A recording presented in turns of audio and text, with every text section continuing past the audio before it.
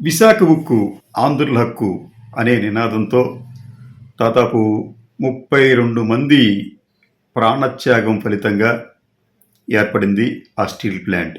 అటువంటి steel plant దాదాపు 18,000 మందికి నేరుగాను, 22,000 మందికి పరోక్షంగాను ఉపాధి కల్పించింది. విశాఖ నగరానికి ఒక అంతర్జాతీయ గుర్తింపును కూడా ఈ స్టీల్ ప్లాంట్ తీసుకువచ్చింది. ఈ స్టీల్ ప్లాంట్ కారణంగా రాష్ట్రానికి అలాగే కేంద్రానికి కూడా దాదాపు 12,000 కోట్ల రూపాయలకు పైగా పన్నుల రూపంలో ఆదాయం కూడా లభించింది. ఇటువంటి కామధేనువు లాంటి స్టీల్ ప్లాంట్ ఇప్పుడు మూసివేత దిశగా వేగంగా అడుగులు వేస్తోంది. ఈ స్టీల్ ప్లాంట్లోని 3 ఫర్నేసుల్లో ఇప్పటికే 2 ఫర్నేసులు, అంటే ఒక దాని పేరు అన్నపూర్ణ, మరో దాని పేరు కృష్ణ, ఈ 2 బ్లాస్ట్ ఫర్నేస్లను ఆపివేశారు. ఇప్పుడు ప్రస్తుతం ఒకే ఒక ఫర్నేస్తో అతి తక్కువ ఉత్పత్తితో ఈ స్టీల్ ప్లాంట్ రన్ అవుతోంది. ఇదొకటే కాకుండా అనేక నెలలుగా ఈ స్టీల్ ప్లాంట్లో పనిచేస్తున్న తాత్కాలిక ఉద్యోగులకు జీతాలు ఇవ్వటం లేదు. దాదాపు 2 నెలలుగా పర్మనెంట్ ఉద్యోగులకు కూడా జీతాలు ఇవ్వలేకపోతున్నారు, పిఎఫ్లు కట్టలేకపోతున్నారు. సంక్షేమ, అంటే ఈ ఫ్యాక్టరీ పరంగా కార్మికులకు లభించాల్సిన ఈ సంక్షేమ కార్యక్రమాల్లో కూడా కోతలు పెట్టారు. కార్మికులు దాదాపు 1,300 రోజుల నుంచి ఆందోళన చేస్తున్నప్పటికీ కూడా కేంద్ర ప్రభుత్వం స్పందించడం లేదు. నిజానికి గత 2 నెలలుగా ఈ ఉద్యమాలు మరింత తీవ్ర రూపం దాల్చాయి. దానికి కారణం ఏమిటంటే కార్మిక సంఘాలకి ఒక విషయం అవగతమవుతోంది. అదేమిటంటే దీనిని మూసివేసే దిశలో కేంద్రం అడుగులు వేస్తోంది. అందుకనే ఈ బ్లాస్ట్ ఫర్నేసులను కూడా పూర్తిగా నిలిపివేస్తోంది అనే అనుమానంతో గత 2 నెలలుగా వారు తమ ఆందోళన కార్యక్రమాలను ఉధృతం చేశారు. ఇక్కడ వీరికి నైతికంగాను లేకపోతే ఇతరత్రా కూడా మద్దతు ఇవ్వవలసిన బాధ్యత రాష్ట్ర ప్రభుత్వం మీద ఉంది. ఎందుకంటే ఈ రోజున కేంద్రంలోనూ రాష్ట్రంలోనూ అధికారంలో ఉన్న పార్టీ, అధికారంలో ఉన్న కూటమి ఎన్డీఏ కూటమి. ఈ కూటమికి చెందిన చంద్రబాబు నాయుడు, పవన్ కళ్యాణ్ గారు గతంలో ఈ సమస్యకు సంబంధించి చేసిన వాగ్దానాలను కార్మికులు కానీ రాష్ట్ర ప్రజలు కానీ మర్చిపోరు. మేము అధికారంలోకి వస్తాం, వచ్చిన వెంటనే ఈ సమస్యను మేము పరిష్కరిస్తాం, అన్ని కార్మిక సంఘాల ప్రతినిధులను కూడా మేము ఢిల్లీ తీసుకెళ్ళి ప్రధాని మోడీ గారితో ఇంటర్వ్యూ ఇప్పిస్తామని చెప్పి కూడా చంద్రబాబు నాయుడు గారు చెప్పారు. అలాగే పవన్ కళ్యాణ్ గారు అయితే నేను మీకోసం ఎటువంటి త్యాగాలకైనా సిద్ధమే, అయితే నేను ఒక్కడనే చేయటం కాదు, మీరు రోడ్డు మీదకి రావాలి, మీరు ఉద్యమాలు చేయాలి, నేను మీకు తోడుగా ఉంటానని చెప్పి అన్నారు ఆయన. కానీ అధికారంలో వచ్చేది వారు దాదాపు 3 నెలలు అవుతున్నప్పటికి కూడా ఈ సమస్య పరిష్కారానికి ఇప్పటి వరకు వారిద్దరూ కార్మికులను కలిసిన దాఖలాలు లేవు. ఇదే సమయంలో ఈ ఎన్డీఏలో భాగస్వామిగా ఉన్న భారతీయ జనతా పార్టీ, ఆ పార్టీ నాయకుడు కేంద్ర ఈ భారీ పరిశ్రమల శాఖ మంత్రి శ్రీనివాస వర్మ గారు అయితే చాలా నిర్మోహమాటంగా పెట్టుబడుల ఉపసంహరణ అనేది కేంద్ర ప్రభుత్వ విధానం, దాంట్లో భాగంగానే విశాఖ ఉక్కులో కూడా పెట్టుబడులను కేంద్రం ఉపసంహరించుకుంటుందని చెప్పి ఆయన ఘంటాపథంగా చెప్పారు.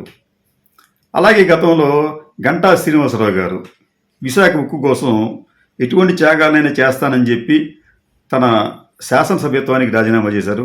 ఇప్పుడు ఆయన జాడ కూడా కనిపించడం లేదు.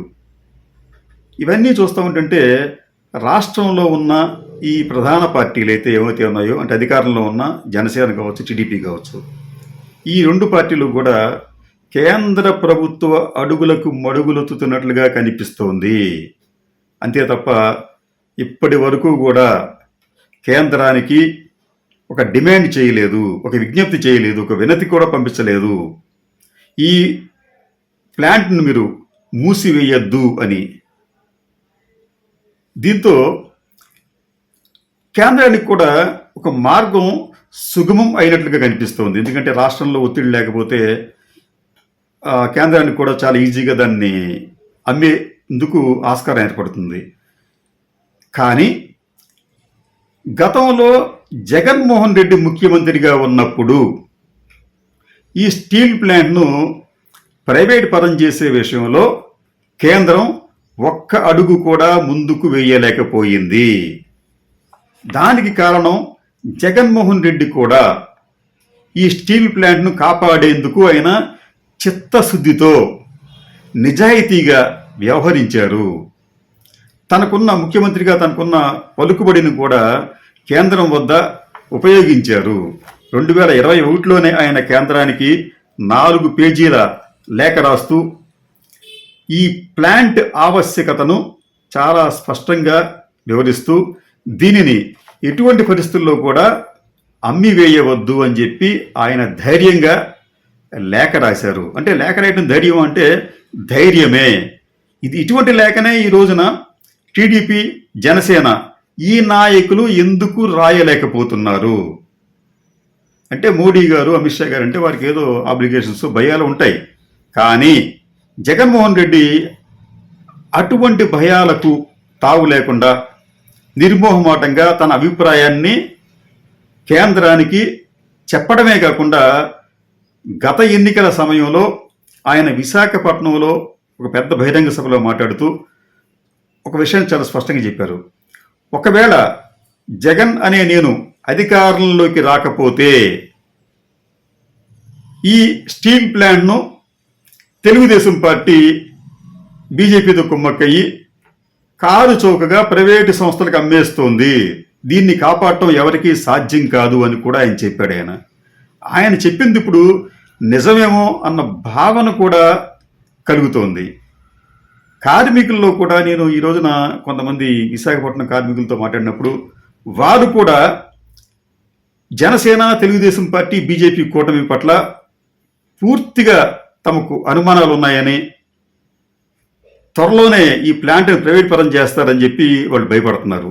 అదే సమయంలో జగన్మోహన్ రెడ్డి ఉంటే ఇలా జరిగి ఉండేది కాదు అని కూడా వారు అంటున్నారు. అంటే ఈ కూటమి ప్రభుత్వం చేస్తున్న విద్రోహం పట్ల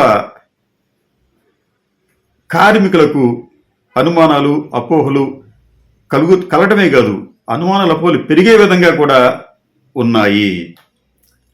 నిజానికి ఈ ప్లాంట్ అనేది నష్టాల పాలైందని చెప్పి అంటున్నారు, కానీ చాలా సంవత్సరాల పాటు లాభాల బాటలో నడిచింది. మీకు ఫర్ ఎగ్జాంపుల్ వాళ్ళు ఈ ప్లాంట్కి వ్యతిరేకంగా ఉన్న కేంద్రం కావచ్చు, లేకపోతే కొంతమంది వ్యక్తులు కావచ్చు, వాళ్ళు చెప్తున్న గణాంకాలు ఏమిటంటే ఈ ప్లాంట్కి 2016లో 1,604 కోట్ల రూపాయల నష్టం వాటిల్తే 2017లో 1,263 కోట్ల రూపాయలు, 2018లో 1,369 కోట్ల రూపాయల నష్టం వాటిల్లింది అన్నారు. అయితే ఇదే మీకు 2021-22లో ఇదే ప్లాంట్కి 940 కోట్ల రూపాయల ప్రాఫిట్ బిఫోర్ ట్యాక్స్ కట్టడానికి ముందు ఈ ప్లాంట్కి 940 కోట్ల రూపాయల లాభం వచ్చింది.